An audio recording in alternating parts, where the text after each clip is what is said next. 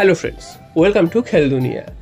গতকালই চলে এসছে আনোয়ার ইস্যুর রায়। তো আনোয়ার ইস্যুর রায় আসার পর ইস্টবেঙ্গল একদমই অখুশি। তারা মনে করছে শাস্তিটা তাদের জন্য অনেকটাই বেশি হয়ে গেছে, কারণ যে শাস্তিটা দেওয়া হয়েছে অর্থাৎ আনোয়ারকে 4 মাসের জন্য ব্যান করা হয়েছে, ইস্টবেঙ্গলকে 2টো ট্রান্সফার উইন্ডো ব্যান করা হয়েছে এবং 13 কোটি টাকা দিতে হবে ইস্টবেঙ্গলকে। তো এই জন্য কিন্তু ইস্টবেঙ্গল যেটা মনে করছে তারা হয়তো উচ্চতর জায়গায় যাবে এবং সেখানে রায় না পেলে তারা সিএসএ যাবে। তো এখন প্রশ্ন হচ্ছে ইস্টবেঙ্গল কি আদৌ যাওয়ার মতন জায়গায় রয়েছে? কারণ যখন চুক্তিটা হয় এটা কিন্তু সবাই জানে যে একটা আনজাস্ট অর্থাৎ অবৈধ একটা চুক্তি, এবং এটা দিনের আলোর মতন পরিষ্কার, সমর্থকরাও জানে, পিএসসিতে যে ঘোষণা হয়েছে তারাও জানে। তো সবাই জানে যে এই চুক্তিটা একটা অবৈধ, এবং যখন চুক্তিটা করা হয়েছে সেটা কিন্তু ইস্টবেঙ্গল ক্লাবই ব্লান্ডার করেছে যে কোনো প্লেয়ারের কোনো ক্লাব থেকে এনওসি না নিয়ে সেই ক্লাবের প্লেয়ারকে সই করিয়েছে, এবং তারা জানতো যে এটা মানে অবৈধ একটা কাজ করছে। তারপরেও তারা কিন্তু সেই কাজটা করেছে এবং তারপর তারা শাস্তি পেয়েছে, এটা নিয়ে কোনো দ্বিমত নেই।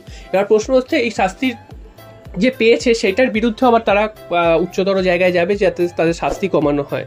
তো এখানে কি জন্য যাবে বোঝা যাচ্ছে না। যদি শাস্তি কমে সেক্ষেত্রে কিন্তু তাদের টাকার যে পরিমাণ দিতে হবে সেই টাকার পরিমাণটা হয়তো কিছুটা কমতে পারে। এছাড়া বাকি যে শাস্তি সেটা কিন্তু বহালই থাকবে মনে করা হচ্ছে, কারণ যেহেতু এটা দিনের আলোর মতন পরিষ্কার তারা অন্যায় করেছে এবং সেই অন্যায়ের বিরুদ্ধে এই শাস্তিটা পেয়েছে তারা অন্যায় করেছে বলে, এবং সেটা এতদিন ধরে ডিসিশন নিয়েছে প্লেয়ার স্ট্যাটাস কমিটি। তো সেই রায়ের বিরুদ্ধে খুব একটা নড়চড় হবে না এবং দেখা যাক। এবং ইস্টবেঙ্গল যদি সেখানে গিয়ে কোনোভাবে শাস্তি কমিয়ে ফেলতে পারে সেক্ষেত্রে আবার মোহনবাগান কিন্তু তখন বেঁকে বসবে। মোহনবাগান কিন্তু আরও উচ্চতর জায়গায় যাবে অর্থাৎ সিএএস। তো সিএসএ ক্যাশে যাবে তারা এবং সেখানে গিয়ে তারা আবেদন করবে যাতে এই শাস্তি বহাল থাকে।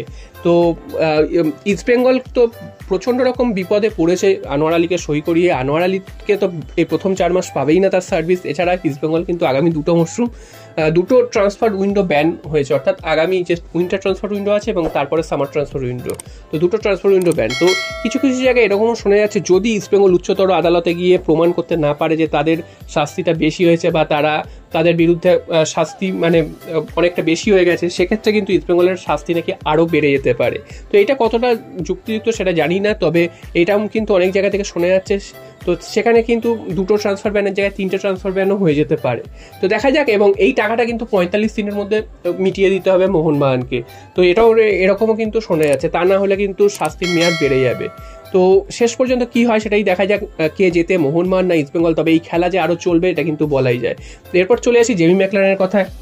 তো আগামী পরশুদিন মোহনবাগান নামছে মুম্বাইয়ের বিরুদ্ধে। এখনও কিন্তু জেমি ম্যাকলারেন খেলবেন কি খেলবেন না সেটা কিন্তু স্পষ্ট নয়। তবে তোমাদের জানিয়ে রাখি জেমি ম্যাকলারেন না খেলার সম্ভাবনাই সব থেকে বেশি, কারণ এখনও অবধি তিনি বল পায় ঠিক মতন একটা সেশনও তিনি অনুশীলন করতে পারেননি। 2-3 দিন আগে তিনি বল পায় নেমেছিলেন এবং তারপর কিন্তু তার ঘাড়ের চোট আবার ভুগিয়েছে। আজকেরও তিনি প্র্যাকটিসে নেমেছিলেন, চেষ্টা করেছেন, তবে প্র্যাকটিস শেষের আগেই কিন্তু তিনি বেরিয়ে গেছেন। তো তার ঘাড়ে যে চোট সেই চোট কিন্তু এখনও তাকে ভোগাচ্ছে এবং তিনি মুম্বাই সিটি এফসি ম্যাচে খেলতে পারবেন না এটাই কিন্তু জানা যাচ্ছে। এবং অপেক্ষা করতে হবে মানে ACL2 এর যে রাপশন ম্যাচ রয়েছে আগামী 18 তারিখ, সেই ম্যাচে হয়তো তার ডেবিউ হতে পারে। হলেও তিনি কিন্তু লাস্ট 5 থেকে 10 মিনিট হয়তো খেলবেন, সেটা থেকেই ডেবিউ হওয়ার চান্স আছে। তবে সেই ম্যাচেও তিনি কতটা খেলতে পারবেন সেটাও সন্দেহ রয়েছে, কারণ আর সেই ম্যাচও কিন্তু বেশি দিন বাকি নেই। তো এখনও তিনি ঠিক মতন বল পায় একটা অনুশীলন করতে পারেনি। তো তিনি কি করে দলের সাথে মানিয়ে নেবেন বা এই 5-7 দিনের মধ্যে তিনি ফিট হবেন সেটাও কিন্তু প্রশ্ন। তবে মুম্বাই সিটি এফসি ম্যাচে জেমি ম্যাকলারেনকে পাচ্ছে না মোহনবাগান, এটা কিন্তু স্পষ্ট হয়ে গেছে।